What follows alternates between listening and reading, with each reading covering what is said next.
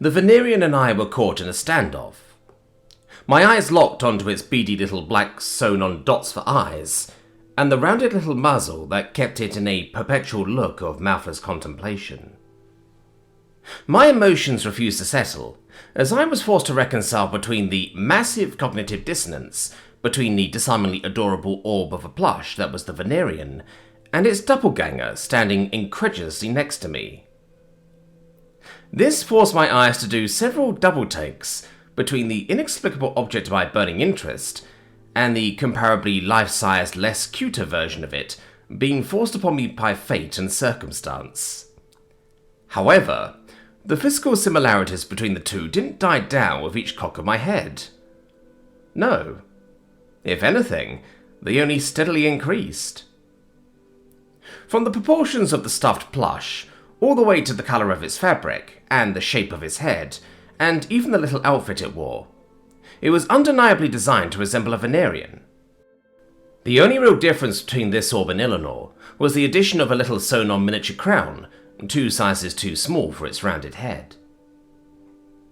This bygone conclusion was quickly confirmed by the turtle proprietor himself, the man taking a moment to address my non sequitur with a question. "They are indeed plush in form and factor," he confirmed, giving a smile yet quirking his brow, almost confused. "It would seem to me that my lady has a certain affinity to the top-of-the-pile item in particular."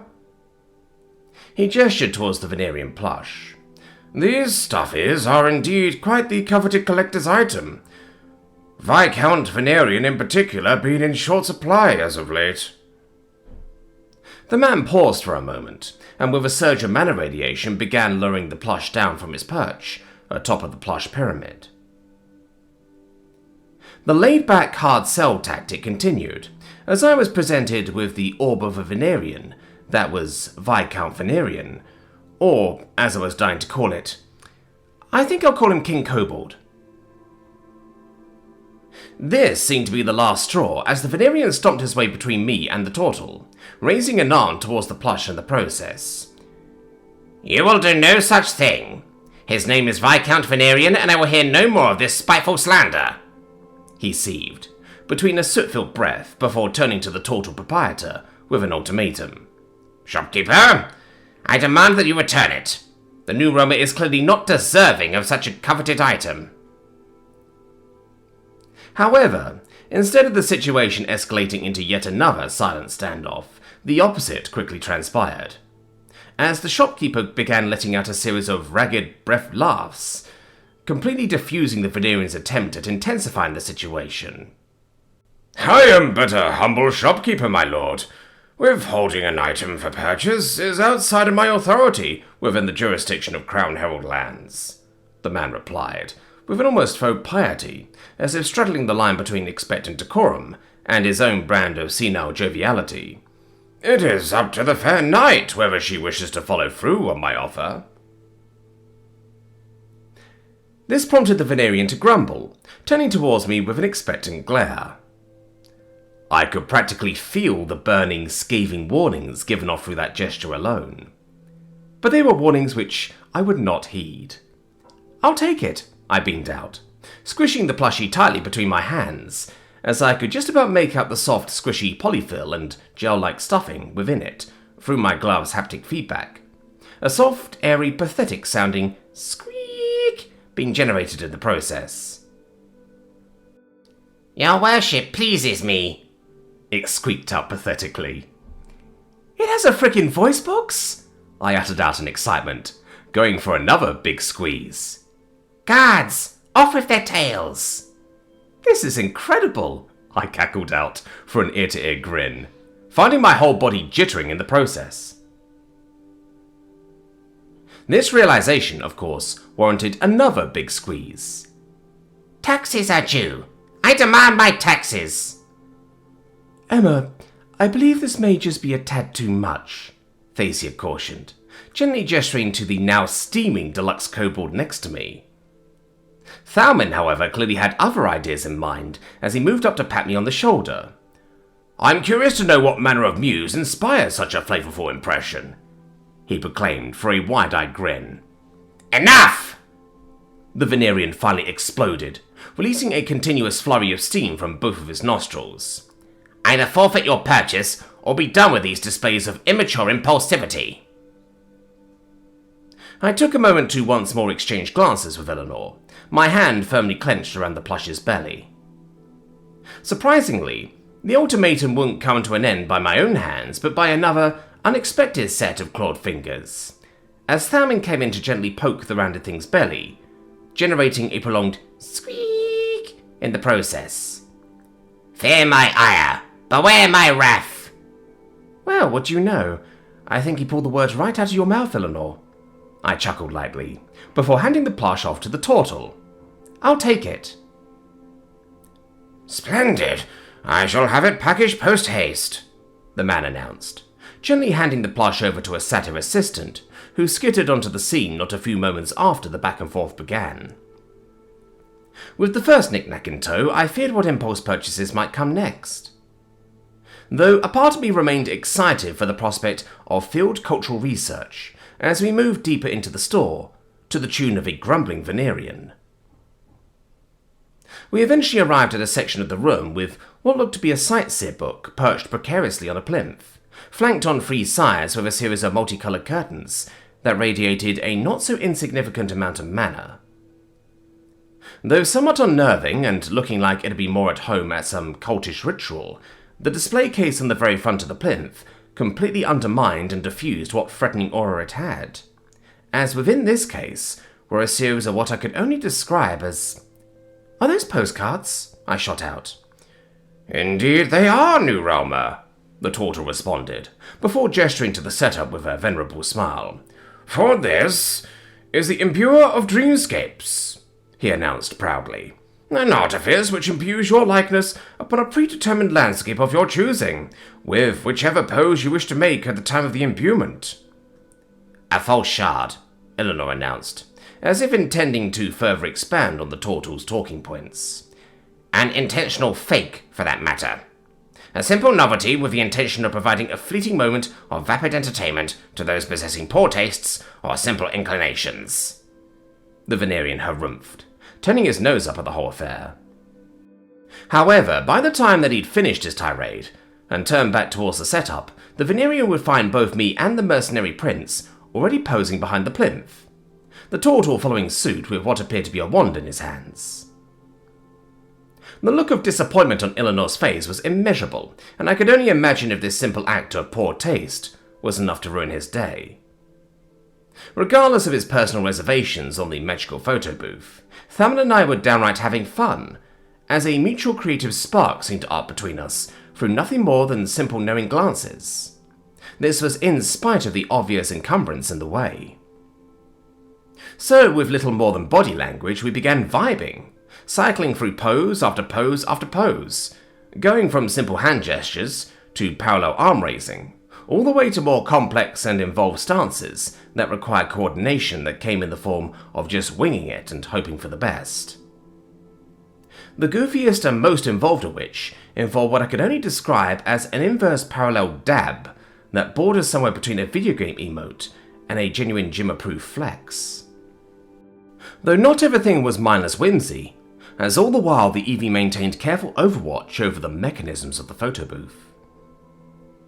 The plinth and the precariously perched sightseer book seemed to act like a camera, one that Cathan seemed to control with his wand, creating brief surges of mana radiation that were capped off by bright flashes of light, seemingly emerging from within the curtains themselves.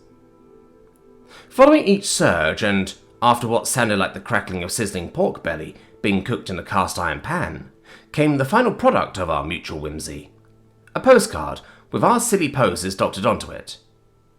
Interestingly enough, the postcard actually cycled through several of our poses, even going so far as to change the time of day within the background, sort of like a digital photo album.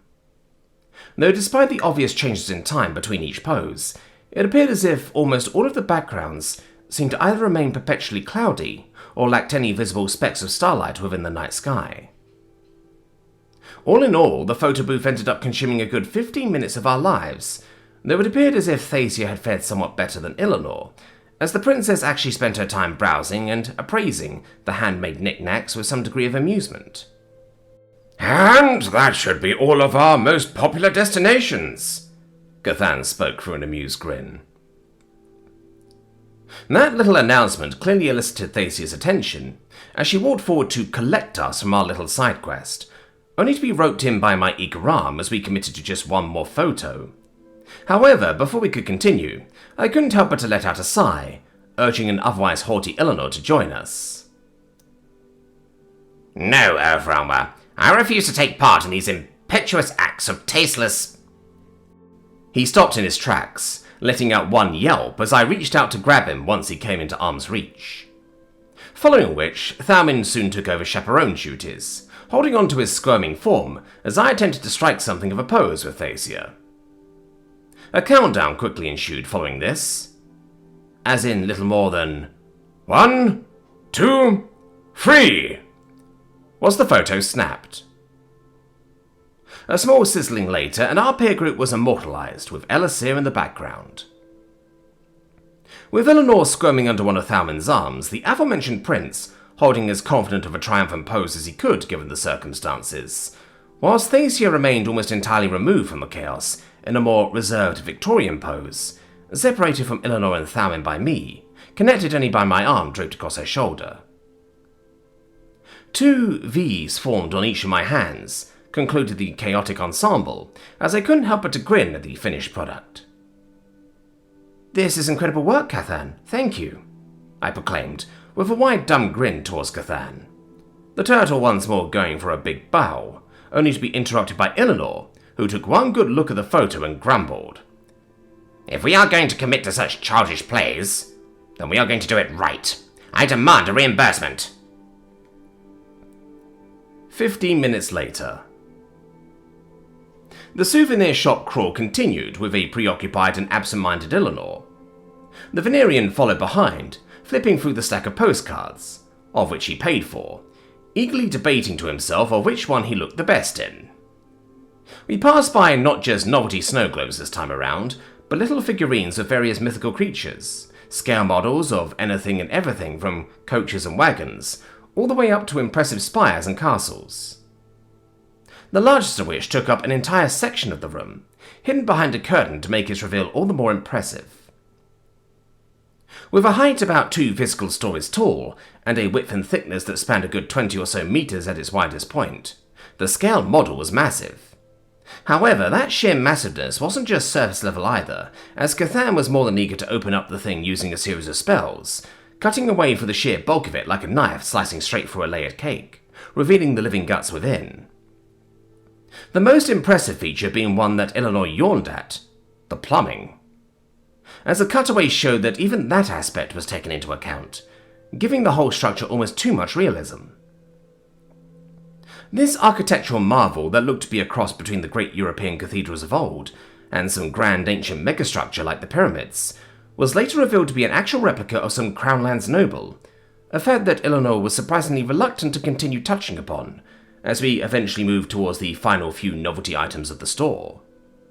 One of which seemed to be your bog-standard mirror. Though Gathan insisted for a joking breath that it was actually the magic mirror of desire. A magical artifact that apparently did exactly as was promised on the label. Upon being asked how it worked, the man simply shrugged and replied cheekily, "Why don't you take a gander in the mirror? Perhaps the answers you seek shall appear within." Sure enough, the mirror did nothing for me. However, when Thalmin approached, its surface immediately began swirling. A sense of curiosity hit me, as we were all drawn to the sights and sounds the strange artifact was emitting until... Swords. You are looking for magical swords. A disembodied voice spoke, as the mirror quickly shifted to reveal what looked to be an elven blacksmith in front of a forge. You look like a strapping young lad.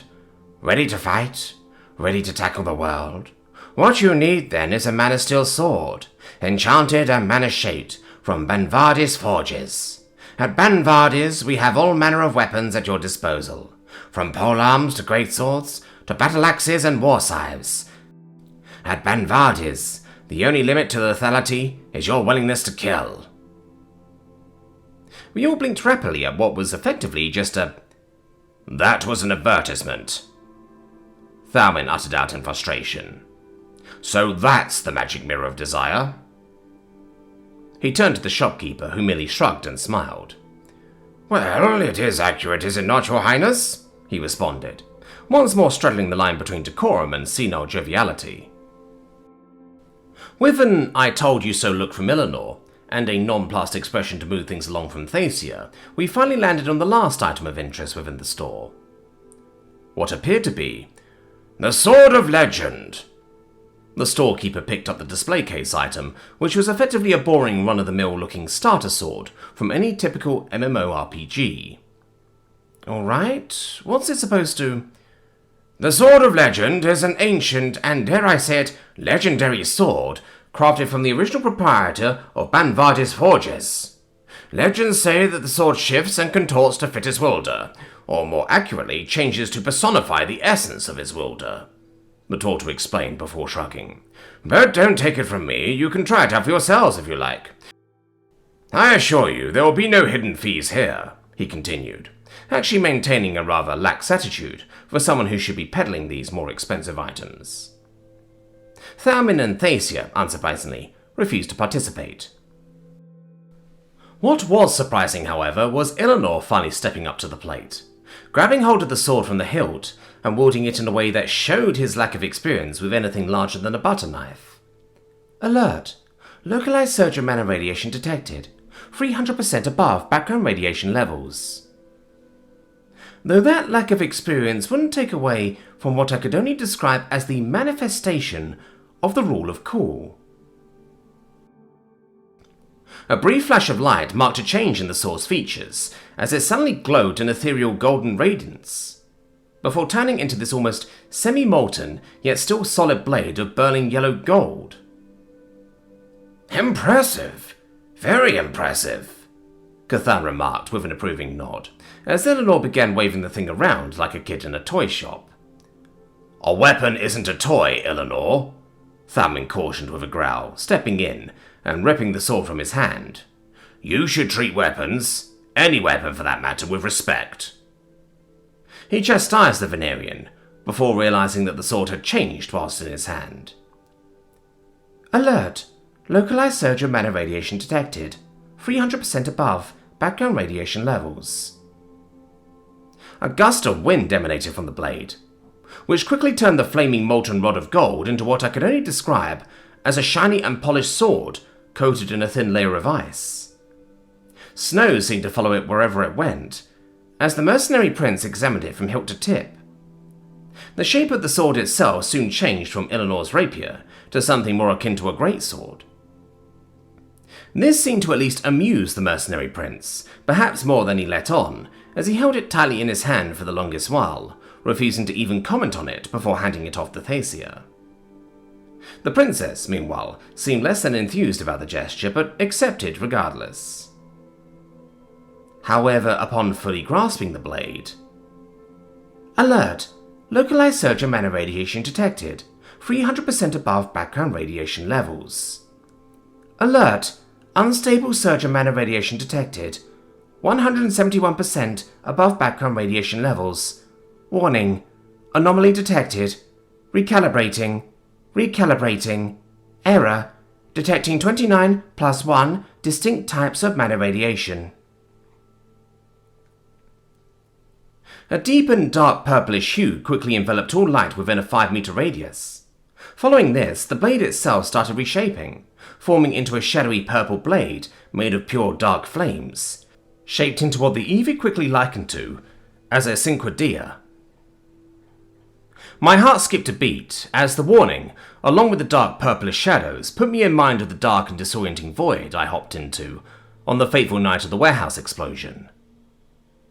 Though that hiccup in the otherwise light-hearted mood of the scene was only momentary, as I laid my eyes on the object of Thacia's supposed essence.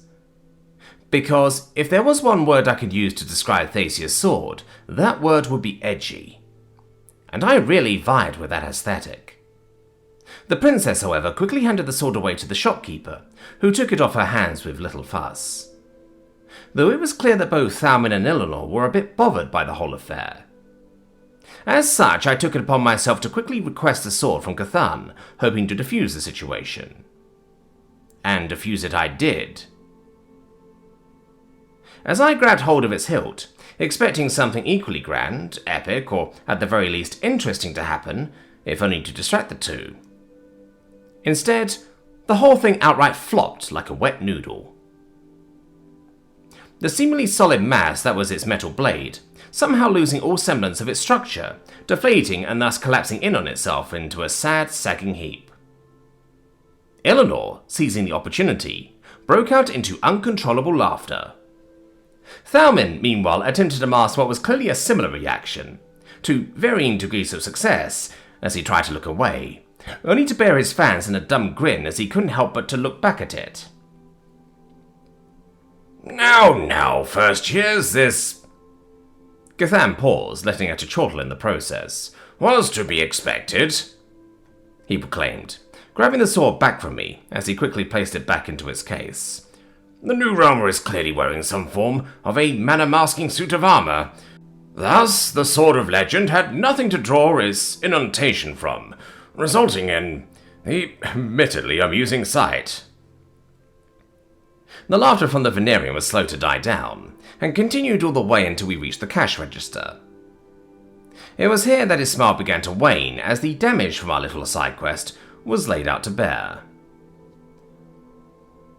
1 Venerian soft toy, 55 unique instances of imbued memorabilia, closest approx, postcards, 1 novelty desk ornament, 1 weather globe, 1 figurine, and 1 intermediate size model ship, he rattled on, as he quickly turned towards the rest of the items we perused. Unlike most stores, I do not charge for any interactions with my exhibits. The experience garnered from watching the youthful toying around with these enchanted amusements is in itself priceless to me, he explained in a heartfelt instance of earnesty.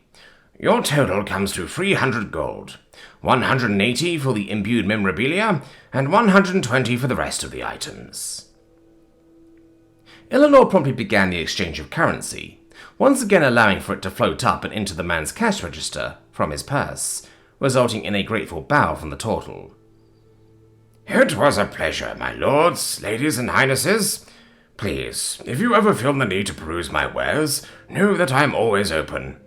It's not like I have much else to be responsible for, after all. He ended that goodbye off on a somewhat dour note. One that I ended up bringing up to the Venerian, as I posed a simple and straightforward question. Eleanor, what exactly did that noble shop owner mean by that? It's a matter of noble familial dynamics, Sir Frelmer. Eleanor cut me off before I could finish that question. I'd rather not touch such a topic, if at all possible.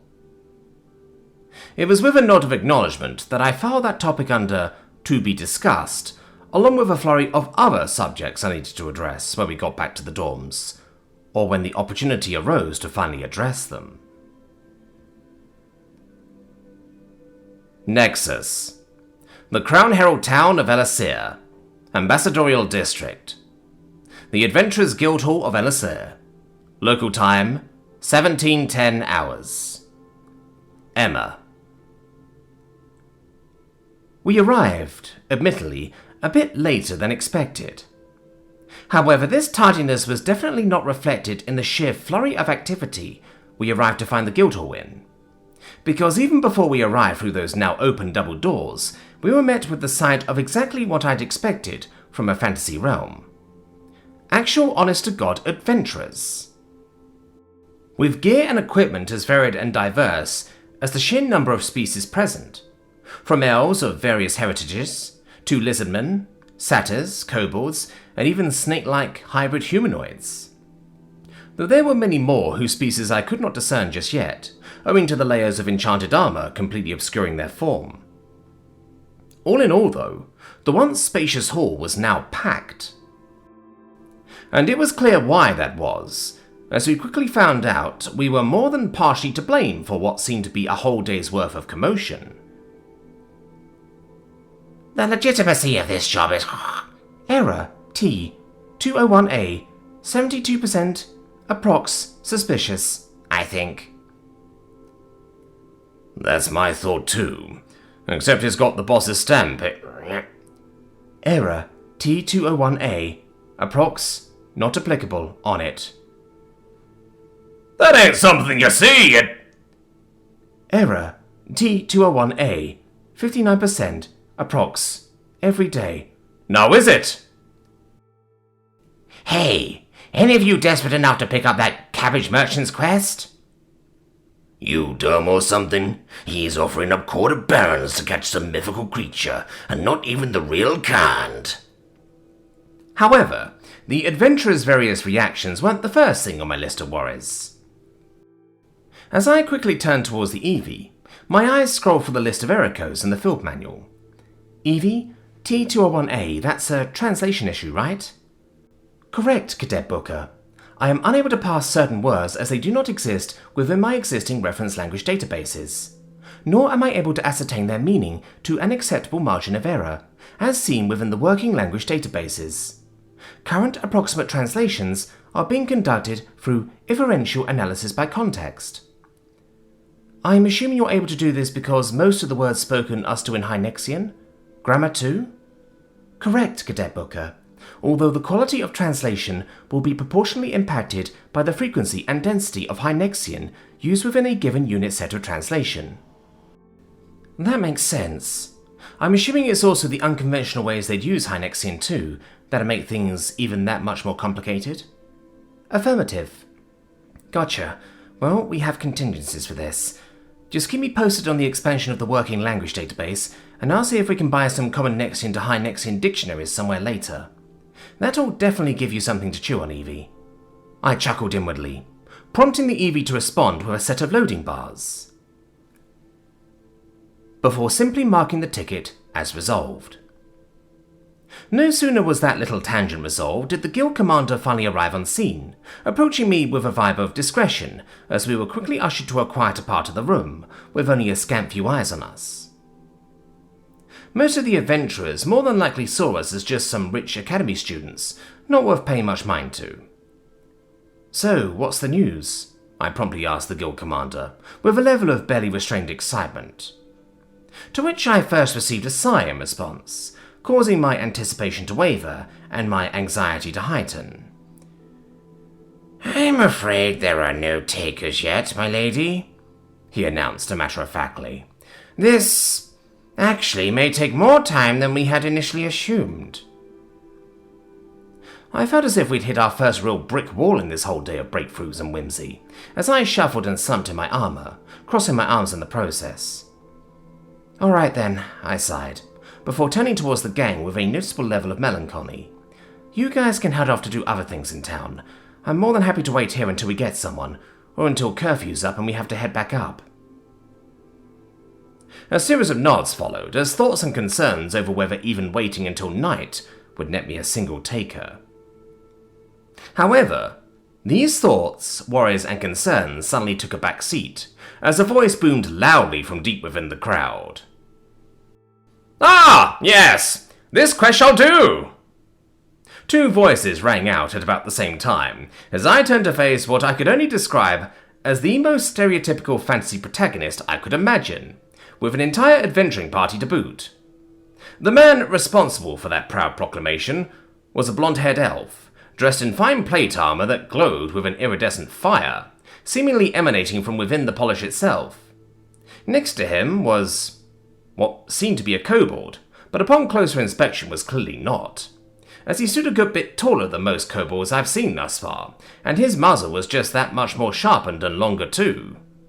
Beside the Venerian was an Avenor, dressed in what was comparable to Renaissance-era mercenary armor, with all of the flashiness that entailed. Finally, there was a fire elemental, who quite literally gave the group a radiant aura.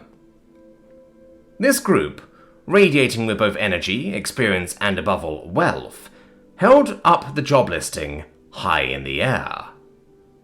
It only took me a moment to realize that the listing wasn't ours, however. As I turned to look at the source of the other voice, emanating from a good few feet below the elf's larger-than-life presence. There, next to the radiant group, was a smaller, more disheveled collection of adventurers. A dwarf, who I could only assume was his leader, held up my job listing as high up as he could, above a helmet far too battered and scuffed to be worn. Next to him was a small kobold, dressed in a tunic 2 sizes too large for her, wearing what I could only describe as a single piece of plate mail that covered them from their chest to their shins.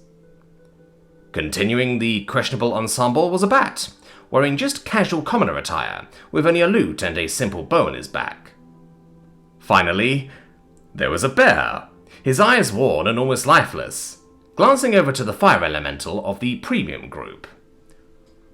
"This heat is far too intense for me," he groaned out, before slumping his head back onto the table with a loud thud.